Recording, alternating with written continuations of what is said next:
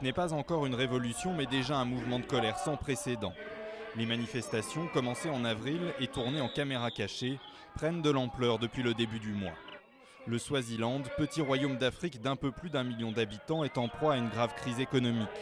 Pour les leaders de la contestation, le roi et son train de vie dispendieux en sont les premiers responsables. Ils parlent aujourd'hui ouvertement d'un changement de régime. Nous secouons aujourd'hui l'arbre pour que le dangereux babouin finisse par tomber. Celui que les manifestants veulent faire tomber, le voici. Mswati III est filmé ici en août dernier lors de la fête des roseaux, pendant laquelle 30 000 jeunes femmes défilent pour celui qui compte déjà 13 épouses. Dernier monarque absolu d'Afrique, Mswati III a conduit les finances du pays à la quasi-banqueroute. Seule la perspective d'un prêt de 250 millions d'euros par le grand voisin sud-africain donnerait un peu d'air au roi. Les opposants dénoncent eux un cadeau sans contrepartie.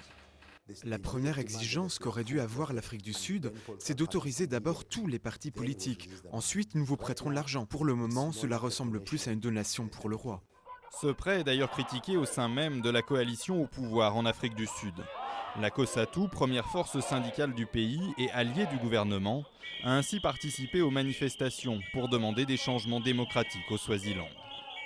Nous continuerons, guidés par votre action, à être partie prenante de cette révolution jusqu'à ce que la démocratie triomphe au Swaziland.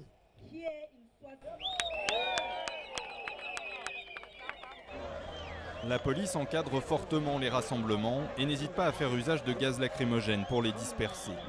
Mais le mouvement continue. Dans ce pays où 2 habitants sur 3 vivent sous le seuil de pauvreté et où l'espérance de vie est la plus faible au monde, le besoin de changement est immense.